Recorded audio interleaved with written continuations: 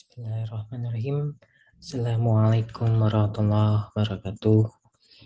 Selamat pagi, selamat malam teman-teman semua. Eh, kita bertemu di mata kuliah manajemen risiko di semester 6. Nah, dalam mata kuliah manajemen risiko ini akan saya ampu sebanyak 16 kali pertemuan, di mana 14 pertemuan itu adalah tatap muka dan 2 pertemuan adalah UAS dan UTS. Nah, diharapkan teman-teman mengikuti semua perkuliahan dari manajemen risiko ini, karena output dari manajemen risiko ini teman-teman akan mengikuti sertifikasi manajemen risiko ataupun CRO. Nah, agar pembelajaran ataupun sertifikasi CRO nanti bisa teman-teman capai, teman-teman diharapkan mengikuti full perkuliahan manajemen risiko ini. Karena dari tahun ke tahun selalu aja ada teman-teman yang tidak lulus dalam sertifikasi CRO tersebut. Nah, jadi saya harapkan teman-teman bisa mengikuti full. Nah, dalam pembelajaran manajemen risiko ini kita akan bagi dua ya teman-teman. Di pertemuan pertama sampai pertemuan ketujuh kita akan membahas mengenai manajemen risiko non keuangan, dan di pertemuan 9 sampai 15 kita akan membahas mengenai manajemen risiko keuangan. Di mana nanti untuk sertifikasi CRO ataupun manajemen risiko itu hanya membahas pada manajemen risiko non keuangan, ataupun mudahnya adalah risiko yang berada pada perusahaan non keuangan. Nah, pada pertemuan kali ini saya akan membahas mengenai dari konsep dasar dari manajemen risiko non keuangan.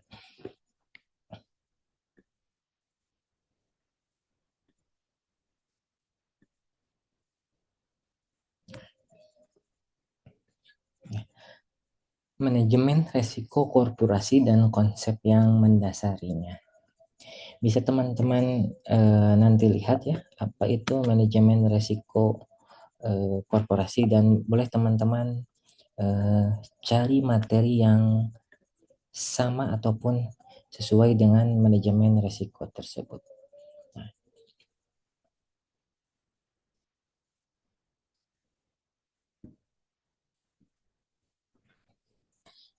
Nah, apa sih itu resiko gitu ya? Karena kita kan akan belajar manajemen resiko atau bagaimana memanage resiko yang ada di perusahaan. Teman-teman harus memahami apa yang dikatakan sebagai resiko tersebut. Nah, menurut ISO 31000 bahwa resiko itu adalah the effect of uncertainty on objective, ataupun dampak ya, dampak positif atau dampak negatif kurangnya informasi terkait dengan kejadian ataupun dampak probabilitas dan tujuan atau target institusi ataupun organisasi. Nah, dalam resiko itu yang harus kita garis bawahi adalah yang namanya uncertainty ataupun ketidakpastian. Namanya resiko itu tidak pasti. Kapan akan datang? Contohnya gini, sekarang gitu ya, di mana-mana sedang dilanda banjir. Nah, misalkan teman-teman di rumahnya gitu ya, dari sejak lahir sampai sekarang itu tidak mengalami namanya banjir. Tapi ada kemungkinan bisa terjadi banjir, misalkan karena memang lingkungan sebagai semakin padat, tidak adanya sumur resapan gitu ya, tidak ada pohon dan sebagainya yang bisa menampung air, akhirnya bisa saja terjadi banjir tersebut. Maka kita harus garis bawahi yang namanya uncertainty tersebut. Jadi ketidakpastian itu akan muncul, yaitu namanya risiko. Nah, secara lebih luas gitu ya. Risiko adalah efek dari ketidakpastian pada sasaran. Nah, efek ini apa? Efek itu adalah penyimpangan dari apa yang diharapkan.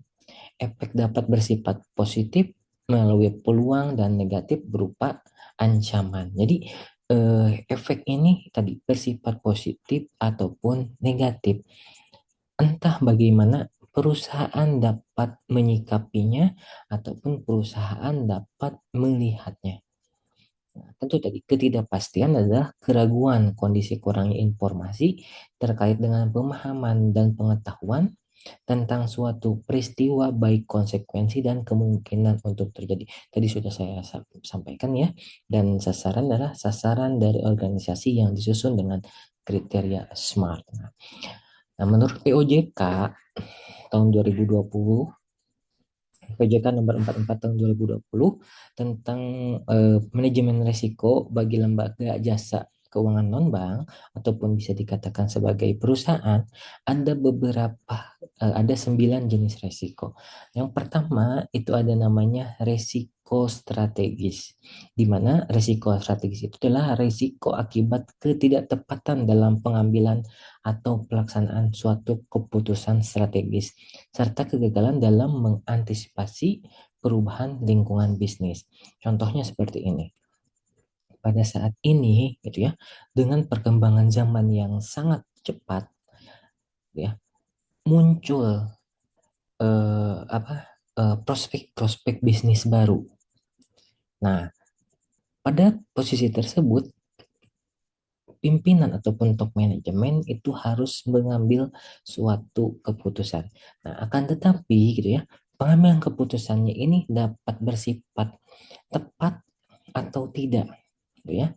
Karena bisa dapat berbicara tentang peluang, bisa juga tentang kegagalan. Karena misalkan perkembangan teknologi yang cepat, misalkan banyaknya sekarang startup ataupun banyak bisnis-bisnis lainnya yang bisa berhubungan dengan teknologi tersebut. Tapi kalau kita tidak mengadaptasinya, kita bisa saja tertinggal. Nah, yang kedua ada namanya resiko operasional. Nah, resiko operasional ini adalah resiko akibat ketidakcukupan atau tidak berfungsinya proses internal, kesalahan manusia, kegagalan sistem, atau adanya kejadian eksternal yang mempengaruhi operasional perusahaan. Nah, misalkan ada namanya perubahan regulasi. Nah, perubahan regulasi, misalkan kemarin yang terbaru adalah perubahan perpajakan di Indonesia. Nah, itu akan mempengaruhi bagaimana resiko operasional suatu perusahaan tersebut. Karena perubahan misalkan berapa yang harus dibayar pajaknya gitu ya. Apakah misalkan kemarin dari 11% jadi 12%, balik lagi 11%, itu kan akan membuat operasional perusahaan itu terganggu. Nah, yang ketiga ada namanya resiko asuransi. Nah, ini adalah resiko kegagalan perusahaan untuk memenuhi kewajiban pemegang polis tertanggung atau peserta sebagai akibat dari ketidakcukupan proses seleksi resiko, penetapan premi ataupun kontribusi penggunaan reasuransi dan penanganan klaim.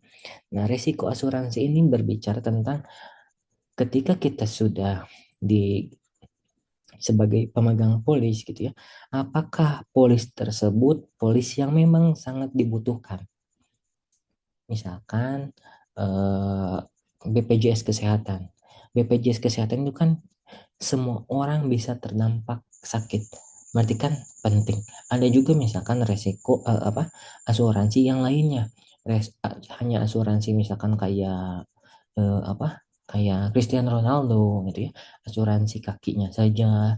Nah, apakah itu bisa diterapkan di semua orang? Kan tidak mungkin. Jadi itu harus kita tepat.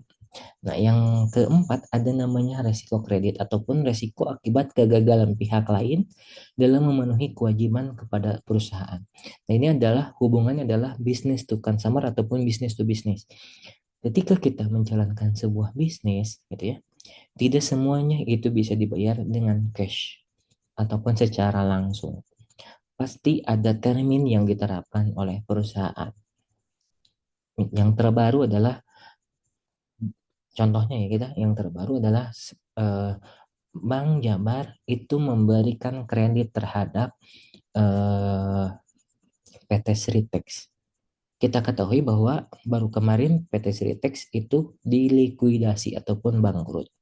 Nah, ketika bangkrut otomatis kewajibannya itu tidak bisa terpenuhi karena ya sudah bangkrut, bagaimana mau membayar dari kreditnya. Itu contoh mudahnya. Ataupun misalkan beberapa supplier terhadap PT Sritex itu pun sama. Misalkan 2 bulan ke belakang itu sudah mengirim barang bahan baku. Akhirnya pembayaran bahan baku itu tidak bisa terbayar. Yang kelima ada namanya resiko pasar. Nah, resiko ini adalah resiko pada aset, liabilitas, ekuitas, atau rekening administrasi termasuk transaksi derivatif akibat perubahan dari kondisi pasar.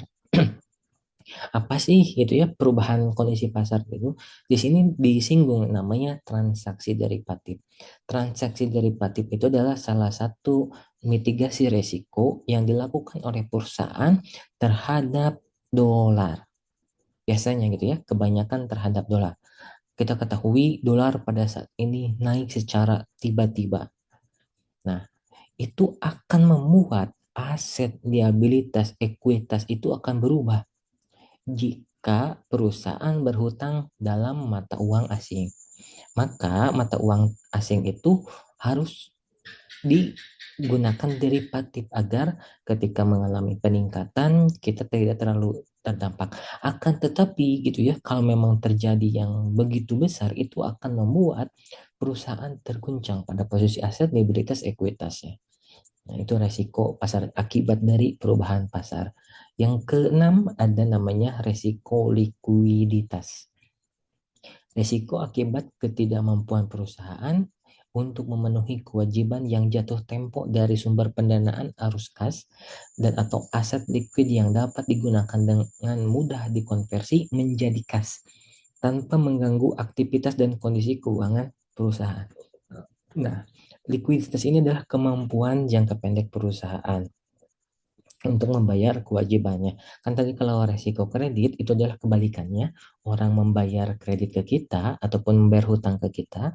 Kalau likuiditas itu adalah posisi sebaliknya, kita membayar ke perusahaan, kita membayar ke perusahaan lain. Nah, ketika jatuh tempo itu tidak bisa terbayar, itu akan membuat gitu ya, kas perusahaan itu akan berubah, arus kas itu akan berubah. Makanya di sini orang keuangan harus mampu memitigasi dari likuiditasnya. Yang ketujuh itu ada namanya resiko hukum ataupun risiko litigasi. Di dalam laporan keuangan biasanya disebutnya sebagai risiko litigasi ataupun risiko yang timbul akibat tuntutan hukum dan atau kelemahan aspek hukum. Kemarin gitu ya banyak sekali BUMN karya gitu ya, mau Wijaya Karya, Adikarya dan sebagainya itu terjerat namanya resiko hukum di mana para eh, rekan bisnisnya itu menuntut kepada BUMN karya tersebut untuk melunasi hutangnya. Berarti kan terjadi risiko kredit juga. Ketika risiko kredit tersebut tidak terpenuhi, akhirnya ada namanya risiko hukum. Nah, di mana ketika risiko hukum ini akan berdampak besar ya apabila kasusnya itu berlarut-larut. Yang kedelapan ada namanya resiko kepatuhan.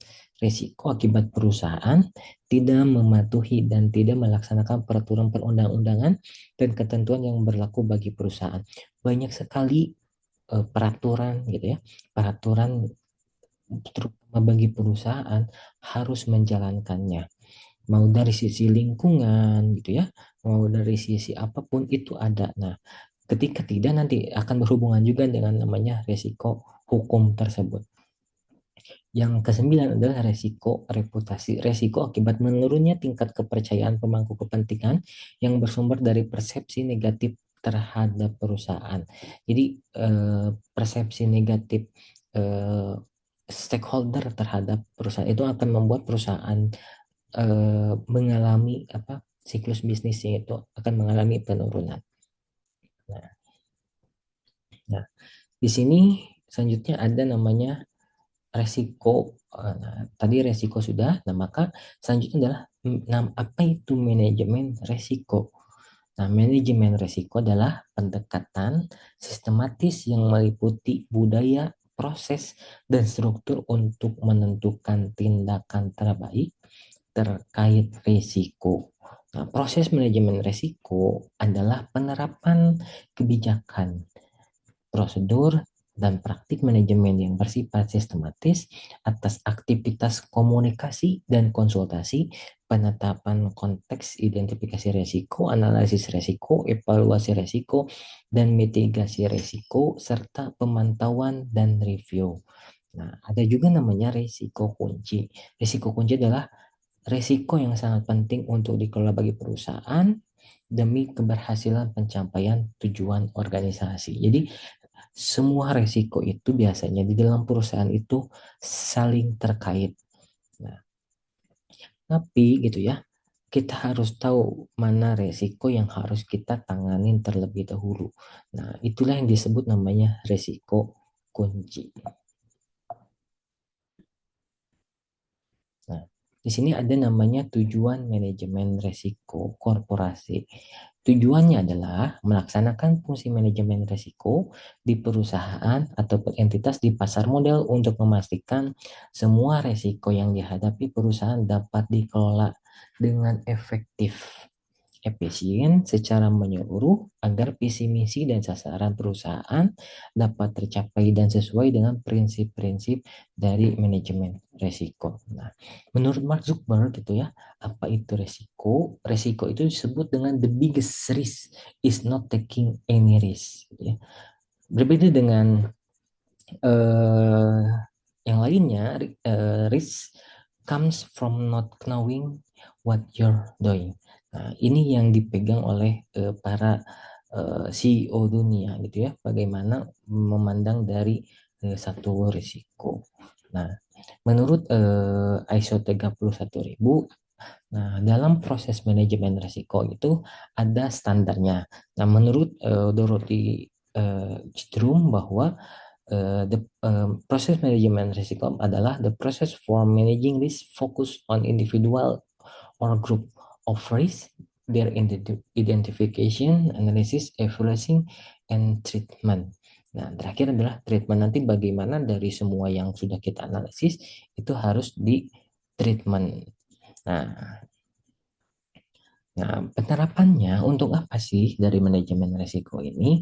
Nah, manajemen risiko ini banyak sekali tujuannya. Yang pertama adalah meningkatkan kemungkinan pencapaian tujuan dan peningkatan kinerja. Tentu tadi kinerja itu kalau banyak dihambat itu tidak akan tercapai. Makanya manajemen risiko ini hadir agar gitu ya hambatan-hambatan untuk kinerja ataupun kinerja yang baik, perusahaan yang baik itu tidak terhambat. Yang kedua, mendorong manajemen yang proaktif. Jadi manajemen itu harus aktif untuk melihat bagaimana eh, resiko-resiko yang akan timbul dari seiring waktu berjalannya sebuah perusahaan. Yang ketiga, memberikan dasar yang kuat dalam mengambil keputusan dan perencanaan. Tanpa menggunakan ilmu dari manajemen risiko, bisa saja decision making yang dilakukan oleh perusahaan itu salah. Ketika salah, itu akan berdampak lebih besar terhadap perusahaan. Yang keempat adalah meningkatkan efektivitas alokasi dan efisiensi penggunaan sumber daya organisasi. Manajemen risiko bertujuan gitu ya, bagaimana sumber daya yang ada di perusahaan itu harus diefisiensikan. Jadi harus dimaksimalkan terutama untuk menghindari resiko-resiko tersebut. Dan yang kelima adalah meningkatkan kepatuhan kepada ketentuan. Tadi ada regulasi-regulasi yang melekat kepada perusahaan, misalkan regulasi dari semuanya harus memiliki apa jaminan kesehatan, jaminan hari tua, terus ada namanya kalau dalam perusahaan apa situasi lingkungan dan sebagainya itu harus eh, patuh. Yang keenam, meningkatkan kepercayaan para pemangku kepentingan dan meningkatkan ketahanan organisasi. Dan ada manfaatnya juga untuk penerapan manajemen risiko ini adalah pertama, berkurangnya kejutan. ataupun surprise. Kalau dalam misalkan teman-teman ulang tahun gitu ya, di surprise sih senang. Tapi bagaimana ketika surprise-nya ini berdampak negatif? Misalkan lagi tidur, tiba-tiba kok basah, ternyata banjir. Nah, itu juga yang dinamakan surprise. Tapi kan ketika terjadi hal tersebut, kita akan kaget. Nah, makanya manajemen risiko ini gitu ya, manfaatnya ketika menerapkan manajemen risiko akan berkurangnya surprise tadi. Yang selanjutnya adalah namanya eksploitasi peluang. Ya, peluang-peluang yang ada itu dapat membuat gitu ya. Tadi resiko itu tidak hanya berdampak positif, negatif, bisa saja berdampak positif. Maka peluang yang ada itu bisa kita manfaatkan sebaik mungkin. Yang ketiga, meningkat perencanaan, kinerja, dan efektivitas perusahaan. Yang keempat adalah meningkatkan hubungan dengan pemangku kepentingan. Yang kelima, meningkatnya mutu informasi untuk pengambilan keputusan. Nah, yang keenam ada meningkatnya reputasi, ketujuh perlindungan bagi pemimpin, dan yang kedelapan adalah meningkatnya akuntabilitas dan governance perusahaan. Pada saat ini sedang ramai teman-teman yang namanya good corporate governance. Nah, untuk mencapai good corporate governance tadi tidak mudah. Perusahaan itu harus ya harus bekerja keras. Nah, dalam corporate governance gitu ya, good corporate governance itu ada indeksnya. Apakah perusahaan tersebut sudah bekerja secara baik atau tidak? Nah, apa yang dilihat? Nah, yang tadi bisa berbicara tentang bagaimana hubungan dengan pemangku kepentingan ataupun dengan pemerintah, bagaimana mutu informasi ataupun pengambilan keputusan, reputasinya seperti apa, bagaimana pemimpinnya. Nah, misalkan gini, sekarang sedang ramai gitu ya, terutama dalam penelitian di manajemen keuangan, berbicara tentang bagaimana political leader ataupun eh, afiliasi politik pemimpin perusahaan gitu ya akan membuat reputasi perusahaan itu apakah menjadi semakin baik atau tidak. Karena ini memang tadi untuk berbicara tentang akuntabilitas dan governance itu sebuah perusahaan itu sangat sulit. Nah, makanya gitu ya, terutama untuk perusahaan-perusahaan yang levelnya multinasional ataupun sebagai unicorn, perusahaan unicorn, mereka menghindari yang namanya political gitu ya ataupun afiliasi politik karena akan membuat perusahaan itu semakin reputasi perusahaan semakin menurun akhirnya ditinggalkan oleh pasar. Nah, pertemuan kali ini mungkin kita hanya membahas sampai manfaat penerapan manajemen risiko. Nah, nanti kita akan bahas kembali ke depannya bagaimana gitu ya peran-peran dari manajemen risiko di perusahaan itu seperti apa. Terima kasih. Jangan lupa teman-teman untuk mengerjakan evaluasinya di BOC. Silakan dicek saja nanti di BOC-nya masing-masing. Akhirul kalam, wassalamualaikum warahmatullahi wabarakatuh.